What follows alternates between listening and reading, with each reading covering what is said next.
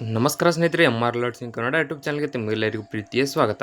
ಇವತ್ತಿನ ಈ ವಿಡಿಯೋದಲ್ಲಿ ನಾನು ನಿಮಗೆ ತಿಳಿಸ್ಕೊಡ್ತಾ ಇದ್ದೀನಿ ಅಂತಂದರೆ SSCಯಿಂದ ಸ್ಟೆನೋಗ್ರಾಫರ್ ಮತ್ತು ಡ್ರೈವರ್ ಹುದ್ದೆಗಳನ್ನು ಕಾಲ್ಫರ್ ಮಾಡಲಾಗಿದೆ. ಇಲ್ಲಿ ಟೋಟಲ್ ಆಗಿ 3003 ಪೋಸ್ಟ್ಗಳು ಖಾಲಿ ಇವೆ.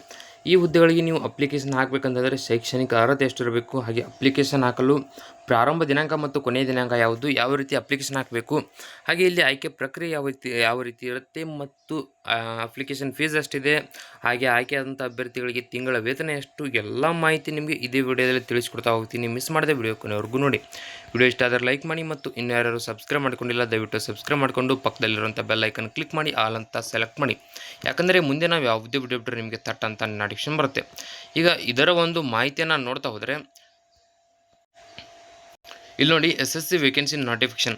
ಮೊದಲಿಗೆ ಸಂಸ್ಥೆ ಹೆಸರು ಬಂದುಬಿಟ್ಟು ಸ್ಟಾಫ್ ಸೆಲೆಕ್ಷನ್ ಕಮಿಷನ್ ಅಂತ SSC. ಇಲ್ಲಿಂದ ಒಟ್ಟು ಏನಪ್ಪ ಅಂತಂದರೆ 3003 ಸ್ಟೆನೋಗ್ರಾಫರ್ ಮತ್ತು ಡ್ರೈವರ್ ಹುದ್ದೆಗಳನ್ನು ಕಾಲ್ಫರ್ ಮಾಡಲಾಗಿದೆ. ಸೊ ಇಲ್ಲಿ ಹುದ್ದೆಗಳು ಒಟ್ಟು 3003 ಹುದ್ದೆಗಳು ಇವೆ. ಸ್ಯಾಲ್ರಿ ಬಂದುಬಿಟ್ಟು ಆ್ಯಸ್ ಪರ್ ನಾರ್ಮ್ಸ್ ಅಂತಂದರೆ ಈಗ SSCಯಿಂದ ಏನು ಹೊಸ ನೋಟಿಫಿಕೇಶನ್ ಬಿಡುಗಡೆ ಆಗಿದೆ ಅದರಲ್ಲಿ ಯಾವ ರೀತಿ ಸ್ಯಾಲ್ರಿಯನ್ನು ಕೊಟ್ಟಿದ್ದಾರೆ ಅದರ ಪ್ರಕಾರ ನಿಮಗೆ ತಿಂಗಳ ವೇತನ ಸಿಗ್ತಾ ಹೋಗುತ್ತೆ. ಈಗ ಇಲ್ಲಿ SSC ಕ್ಯಾಟಗರಿ ವೈಸ್ ವೇಕೆನ್ಸಿ ಡೀಟೇಲ್ಸ್ಗಳನ್ನು ನೋಡ್ತಾ ಹೋದರೆ ನೋಡಿ, ಯುವ ಅಭ್ಯರ್ಥಿಗಳಿಗೆ 1534 ಹುದ್ದೆಗಳನ್ನು ಕಾಲ್ಫರ್ ಮಾಡಲಾಗಿದೆ. OBC ಅಭ್ಯರ್ಥಿಗಳಿಗೆ 667 ಹುದ್ದೆಗಳು, SC ಅಭ್ಯರ್ಥಿಗಳಿಗೆ 346 ಹುದ್ದೆಗಳನ್ನು ಮೀಸಲಿಟ್ಟಿದ್ದಾರೆ. ಹಾಗೆ EWS ಅಭ್ಯರ್ಥಿಗಳಿಗೆ 271 ಹುದ್ದೆಗಳು, ನಂತರ ST ಅಭ್ಯರ್ಥಿಗಳಿಗೆ 185 ಹುದ್ದೆಗಳು. ಟೋಟಲ್ ಆಗಿ ಏನಪ್ಪ ಅಂತಂದರೆ ಇಲ್ಲಿ 3003 ಹುದ್ದೆಗಳನ್ನು ಮೀಸಲಿಟ್ಟಿದ್ದಾರೆ. ಸೊ ಇಲ್ಲಿ ಕ್ಯಾಟಗರಿ ವೈಸ್ ಕರೆಕ್ಟಾಗಿ ನೋಡಿಕೊಂಡು ಅಪ್ಲಿಕೇಶನ್ ಹಾಕಿ ಯಾವ ಕ್ಯಾಟಗರಿ ಅವರಿಗೆ ಎಷ್ಟಿದೆ ಅಂತ ನಿಮಗೆ ಗೊತ್ತಾಗುತ್ತೆ. ಈಗ ನೋಡಿ, ಇದರ ಒಂದು ಅಂದರೆ ಹುದ್ದೆಯ ಬಗ್ಗೆ ಯಾರಿಗೆ ಇನ್ನೂ ಮಾಹಿತಿ ಸಿಕ್ಕಿಲ್ಲ ಅಂಥವ್ರಿಗೆ ಈ ವಿಡಿಯೋ ಶೇರ್ ಮಾಡಿ, ಅವರಿಗೆ ತುಂಬ ಸಹಾಯವಾಗುತ್ತೆ. ನಿಮಗೆ ನೋಟಿಫಿಕೇಶನ್ ಬೇಕಪ್ಪ ಅಂತಂದರೆ ಇದೇ ವಿಡಿಯೋ ಕೆಳಗಡೆ ಡಿಸ್ಕ್ರಿಪ್ಷನಲ್ಲಿ ಟೆಲಿಗ್ರಾಮ್ ಚಾನಲ್ ಲಿಂಕ್ ಇರುತ್ತೆ, ಅದರ ಮೇಲೆ ಕ್ಲಿಕ್ ಮಾಡಿ ಜಾಯ್ನ್ ಆಗಿ. ಅದರಲ್ಲಿ ನಿಮಗೆ ಈ ಒಂದು ಹುದ್ದೆಯ ನೋಟಿಫಿಕೇಶನ್ ಸಿಗುತ್ತೆ. ಅದನ್ನು ನೀವು ಓದ್ಕೊಂಡು ಅರ್ಥ ಮಾಡಿಕೊಂಡು ಅಪ್ಲಿಕೇಶನ್ ಹಾಕ್ಬೋದು. ಸೊ ಈಗ ಇದರ ಒಂದು ಎಲಿಜಿಬಿಲಿಟಿ ಡೀಟೇಲ್ಸ್ ಅಂದರೆ ಎಜುಕೇಷನಲ್ ಕ್ವಾಲಿಫಿಕೇಷನ್ಗಳನ್ನು ನೋಡ್ತಾ ಹೋದರೆ ಇಲ್ಲಿ ನೋಡಿ, 10th ಆಗಿರ್ಬೋದು, 12th ಆಗಿರ್ಬೋದು, ಗ್ರ್ಯಾಜುಯೇಷನ್ ಮತ್ತು ಪೋಸ್ಟ್ ಗ್ರ್ಯಾಜುಯೇಷನ್ ಕಂಪ್ಲೀಟ್ ಮಾಡಿದ ಎಲ್ಲ ಅಭ್ಯರ್ಥಿಗಳು ಕೂಡ ಈ ಹುದ್ದೆಗಳಿಗೆ ಅಪ್ಲಿಕೇಶನ್ ಹಾಕ್ಬೋದು. ಇಲ್ಲಿ ಏಜ್ ಲಿಮಿಟನ್ನು ನೋಡ್ತಾ ಹೋಗೋಣ. ನೋಡಿ, as per the staff selection commission ಅಂತಂದರೆ SSCಯಿಂದ ಏನು ನೋಟಿಫಿಕೇಶನ್ ಬಿಡುಗಡೆ ಆಗಿದೆ ಅದರ ಪ್ರಕಾರ ಅಭ್ಯರ್ಥಿಗಳು ಮಿನಿಮಮ್ 18 ವರ್ಷದಿಂದ ಹಿಡಿದು ಮ್ಯಾಕ್ಸಿಮಮ್ 30 ವರ್ಷದ ಒಳಗೆ ಇರತಕ್ಕಂಥ ಎಲ್ಲ ಅಭ್ಯರ್ಥಿಗಳು ಈ ಹುದ್ದೆಗೆ ಅಪ್ಲಿಕೇಶನ್ ಹಾಕ್ಬೋದು. ಸೊ ಇಲ್ಲಿ ಏಜ್ ರಿಲ್ಯಾಕ್ಸೇಷನ್ ಕೊಟ್ಟಿದ್ದಾರೆ, ಅದು ಕೂಡ ಕ್ಯಾಟಗರೈಸ್ ಕೊಟ್ಟಿದ್ದಾರೆ, ಕರೆಕ್ಟಾಗಿ ನೋಡ್ಕೊತಾ ಹೋಗಿ. OBC ಅಭ್ಯರ್ಥಿಗಳಿಗೆ 3 ವರ್ಷ, SC/ST ಅಭ್ಯರ್ಥಿಗಳಿಗೆ 5 ವರ್ಷ, PWBD ಇದರಲ್ಲಿ EWS ಅಭ್ಯರ್ಥಿಗಳಿಗೆ 10 ವರ್ಷ ಏಜ್ ರಿಲ್ಯಾಕ್ಸೇಷನ್ ಇದೆ. PWBD OBC ಅಭ್ಯರ್ಥಿಗಳಿಗೆ 13 ವರ್ಷ ಮತ್ತು PWBD SC/ST ಅಭ್ಯರ್ಥಿಗಳಿಗೆ 15 ವರ್ಷ. ಈ ರೀತಿಯಾಗಿ ಕ್ಯಾಟಗರಿ ವೈಸ್ ಏಜ್ ರಿಲ್ಯಾಕ್ಸೇಷನ್ ನೀಡಿದ್ದಾರೆ, ಕರೆಕ್ಟಾಗಿ ನೋಡ್ಕೊಳ್ಳಿ. ಹಾಗೆ ಅಪ್ಲಿಕೇಶನ್ ಫೀಸ್ ಬಂದುಬಿಟ್ಟು ಅದು ಕೂಡ ಕ್ಯಾಟಗರಿ ವೈಸ್ ಇದೆ. ಜನರಲ್ OBC ಅಭ್ಯರ್ಥಿಗಳಿಗೆ 100 ರೂಪಾಯಿ ಇರುತ್ತೆ. SC/ST ಮತ್ತು ಮಹಿಳಾ ಅಭ್ಯರ್ಥಿಗಳಿಗೆ ಯಾವುದೇ ರೀತಿಯ ಅಪ್ಲಿಕೇಶನ್ ಫೀಸ್ ಇಲ್ಲ. ಪೇಮೆಂಟ್ ಮೋಡ್ ಬಂದುಬಿಟ್ಟು ಆನ್ಲೈನ್ ಮೂಲಕ ನೀವು ಪೇ ಮಾಡಬೇಕಾಗುತ್ತೆ. ಇಲ್ಲಿ ಯಾವುದೇ ರೀತಿಯ ಅಪ್ಲಿಕೇಶನ್ ಏನಪ್ಪ ಅಂದರೆ ಆಫ್ಲೈನ್ ಪ್ರೊಸೆಸ್ ಇರುವುದಿಲ್ಲ. ಹಾಗೆ ಇಲ್ಲಿ ಸೆಲೆಕ್ಷನ್ ಪ್ರೊಸೆಸನ್ನು ನೋಡ್ತಾ ಹೋದರೆ ಮೊದಲಿಗೆ ಅಪ್ಲಿಕೇಶನ್ ಹಾಕಿದಂಥ ಎಲ್ಲ ಅಭ್ಯರ್ಥಿಗಳಿಗೆ ಕಂಪ್ಯೂಟರ್ ಬೇಸ್ಡ್ ಟೆಸ್ಟ್ ಇರುತ್ತೆ. ಅಂದರೆ CBT ಎಕ್ಸಾಮ್ ಇರುತ್ತೆ. ಈ CBT ಎಕ್ಸಾಮ್ನಲ್ಲಿ ಪಾಸ್ ಆದಂಥ ಅಭ್ಯರ್ಥಿಗಳಿಗೆ ಸ್ಕಿಲ್ ಟೆಸ್ಟ್ ಇರುತ್ತೆ. ಅಂತಂದರೆ ಇಲ್ಲಿ ಯಾವ ಪೋಸ್ಟ್ಗೆ ಸ್ಕಿಲ್ ಟೆಸ್ಟ್ ಬೇಕೋ ಅದಕ್ಕೆ ಮಾತ್ರ ಸ್ಕಿಲ್ ಟೆಸ್ಟನ್ನು ನಡೆಸ್ತಾರೆ. ಇದರಲ್ಲಿ ಪಾಸ್ ಆದಂಥ ಎಲ್ಲ ಅಭ್ಯರ್ಥಿಗಳಿಗೆ ಡಾಕ್ಯುಮೆಂಟ್ ವೆರಿಫಿಕೇಷನ್ ಇರುತ್ತೆ. ಡಾಕ್ಯುಮೆಂಟ್ ವೆರಿಫಿಕೇಷನ್ ಮುಗಿದ ತಕ್ಷಣವೇ ಏನಪ್ಪ ಅಂದರೆ ನಿಮಗೆ ಮೆಡಿಕಲ್ ಎಕ್ಸಾಮಿನೇಷನ್ ನಡೆಸಿ ಈ ಹುದ್ದೆಗೆ ಆಯ್ಕೆ ಪ್ರಕ್ರಿಯೆ ಮಾಡಿಕೊಳ್ಳಲಾಗುತ್ತೆ.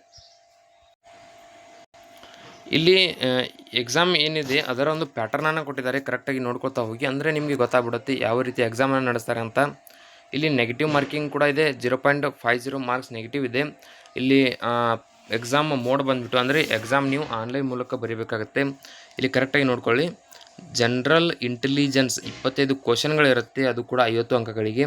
ಜನರಲ್ ಅವೇರ್ನೆಸ್ ಸಬ್ಜೆಕ್ಟ್ 25 ಕ್ವಶನ್ಗಳು 50 ಅಂಕಗಳಿರುತ್ತೆ. ಹಾಗೆ ಕ್ವಾಂಟಿಟೇಟಿವ್ ಅಪ್ಟಿಟ್ಯೂಡ್ 25 ಕ್ವಶನ್ 50 ಅಂಕ. ಹಾಗೆ ಇಂಗ್ಲೀಷ್ ಲ್ಯಾಂಗ್ವೇಜ್ 25 ಕ್ವಶನ್ 50 ಅಂಕ. ಇಲ್ಲಿ ಟೋಟಲ್ ಆಗಿ 100 ಪ್ರಶ್ನೆಗಳಿಗೆ 200 ಅಂಕಗಳ ಒಂದು ಎಕ್ಸಾಮನ್ನು ನಡೆಸಲಾಗುತ್ತೆ. ಕರೆಕ್ಟಾಗಿ ನೋಡಿಕೊಂಡು ನೀವು ಏನಪ್ಪ ಅಂದರೆ SSC ಹುದ್ದೆಗೆ ಪ್ರಿಪ್ರೇಷನ್ನ ನಡೆಸ್ಬೋದು.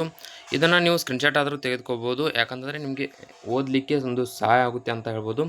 ಇಲ್ಲಿ ಯಾವ ರೀತಿ ಅಪ್ಲಿಕೇಶನ್ ಹಾಕಬೇಕು ಅಂತ ಕೊಟ್ಟಿದ್ದಾರೆ. ನೀವು ಅಪ್ಲಿಕೇಶನ್ ಹಾಕುವ ಲಿಂಕ್ ಬೇಕಂದರೆ ಇದೇ ವಿಡಿಯೋ ಕೆಳಗಡೆ ಡಿಸ್ಕ್ರಿಪ್ಷನಲ್ಲಿ ಕೊಟ್ಟಿರ್ತೀನಿ, ಅದರ ಮೇಲೆ ಕ್ಲಿಕ್ ಮಾಡಿ ಡೈರೆಕ್ಟಾಗಿ ಅರ್ಜಿಯನ್ನು ಸಲ್ಲಿಸಿ. ಇಲ್ಲಿ ಇಂಪಾರ್ಟೆಂಟ್ ಡೇಟ್ಸ್ ಕೊಟ್ಟಿದ್ದಾರೆ. ಅಂದರೆ ಅಪ್ಲಿಕೇಶನ್ ಹಾಕಲು ಪ್ರಾರಂಭ ದಿನಾಂಕ ಬಂದುಬಿಟ್ಟು 13/4/2026ರಿಂದ ಅಪ್ಲಿಕೇಶನ್ ಹಾಕಲು ಕೊನೆಯ ದಿನಾಂಕ 4 ಮೇ 2026ರವರೆಗೆ ಇರುತ್ತೆ. ಇದರ ಒಳಗಾಗಿ ನೀವು ಈ ಹುದ್ದೆಗೆ ಅರ್ಜಿಯನ್ನು ಸಲ್ಲಿಸಬಹುದು.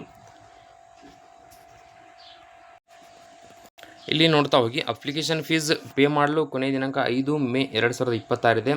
ಹಾಗೆ ಈ ಒಂದು ಅಪ್ಲಿಕೇಶನ್ ಹಾಕಿರ್ತೀರ ನೀವು, ಏನೇ ಅಂದರೆ ನಿಮ್ಮ ಪರ್ಸನಲ್ ಡೀಟೇಲ್ಸ್ ಆಗಿರ್ಬೋದು, ಯಾವುದೇ ಎಜುಕೇಷನಲ್ ಡೀಟೇಲ್ಸ್ ಆಗಿರ್ಬೋದು, ಏನೇ ರಾಂಗಾಗಿ ಅಪ್ಲಿಕೇಶನ್ ಹಾಕಿದರೂ ಕೂಡ ಅದನ್ನು ಎಡಿಟ್ ಮಾಡ್ಕೊಳ್ಳೋಕ್ಕೆ ಒಂದು ದಿನಾಂಕನ ಕೊಟ್ಟಿದ್ದಾರೆ. ನೋಡ್ತಾ ಹೋಗಿ 11/5/2026ರಿಂದ 13/5/2026ರವರೆಗೆ ನಿಮಗೆ ಟೈಮಿಂಗನ್ನು ಕೊಟ್ಟಿದ್ದಾರೆ. ಇದರ ಒಳಗಾಗಿ ನೀವು ಕರೆಕ್ಷನನ್ನು ಮಾಡ್ಕೋಬೋದು. ಇಲ್ಲಪ್ಪ ಅಂತಂದರೆ ನಿಮ್ಮ ಒಂದು ಅಪ್ಲಿಕೇಶನ್ ರಿಜೆಕ್ಟ್ ಆಗುವ ತುಂಬ ಚಾನ್ಸಸ್ ಇರುತ್ತೆ. ಸೊ ಇಲ್ಲಿ dates of computer based examination, ಈಗ ನೋಡಿ SSC ಅಪ್ಲಿಕೇಶನ್ ಯಾರ್ಯಾರು ಹಾಕಿರ್ತೀರ ಅಂಥ ಎಲ್ಲ ಅಭ್ಯರ್ಥಿಗಳಿಗೆ CBT ಎಕ್ಸಾಮ್ ಯಾವಾಗಿರುತ್ತೆ ಅಂತಂದರೆ ಜೂನ್ 2026ರಲ್ಲಿ ಇದರ ಒಂದು ಎಕ್ಸಾಮ್ನ ನಡೆಸಲಾಗುತ್ತೆ ಅಂತ ಕೊಟ್ಟಿದ್ದಾರೆ. ಈ ಒಂದು ಹುದ್ದೆ ಅಂದರೆ ಎಕ್ಸಾಮ್ ನೋಟಿಫಿಕೇಶನ್ ಬಂದ ತಕ್ಷಣ ನಿಮಗೆ ಇದೇ ಚಾನಲಲ್ಲಿ ವಿಡಿಯೋ ಮಾಡಿ ಅಪ್ಲೋಡ್ ಮಾಡ್ತೀನಿ. ಸೊ ದಯವಿಟ್ಟು ಸಬ್ಸ್ಕ್ರೈಬ್ ಮಾಡ್ಕೊಳ್ಳಿ. ಈಗ ಅಪ್ಲಿಕೇಶನ್ ಹಾಕುವ ಲಿಂಕ್ ಬೇಕಂದರೆ ಇದೇ ವಿಡಿಯೋಗಳಿಗೆ ಕೊಟ್ಟಿರ್ತೀನಿ, ಅದರ ಮೇಲೆ ಕ್ಲಿಕ್ ಮಾಡಿ ಡೈರೆಕ್ಟಾಗಿ ಅರ್ಜಿಯನ್ನು ಸಲ್ಲಿಸಿ. ಈ ಒಂದು ವಿಡಿಯೋದಲ್ಲಿ ಇಷ್ಟೇ ಇರುತ್ತೆ. ವಿಡಿಯೋದಲ್ಲಿ ನಿಮ್ಗೆ ಏನಾದರೂ ಡೌಟ್ ಇದ್ದರೆ ಕಮೆಂಟ್ ಮಾಡಿ, ಮತ್ತು ಇನ್ಯಾರು ಸಬ್ಸ್ಕ್ರೈಬ್ ಮಾಡ್ಕೊಂಡಿಲ್ಲ ದಯವಿಟ್ಟು ಸಬ್ಸ್ಕ್ರೈಬ್ ಮಾಡಿಕೊಂಡು ಪಕ್ಕದಲ್ಲಿ ಇರೋಂಥ ಬೆಲ್ ಐಕನ್ ಕ್ಲಿಕ್ ಮಾಡಿ ಆಲ್ ಅಂತ ಸೆಲೆಕ್ಟ್ ಮಾಡಿ. ಯಾಕಂದರೆ ಮುಂದೆ ನಾವು ಯಾವುದೇ ವಿಡಿಯೋ ಬಿಟ್ಟರೆ ನಿಮಗೆ ಥಟ್ ಅಂತ ನೋಟಿಫಿಕೇಶನ್ ಬರುತ್ತೆ.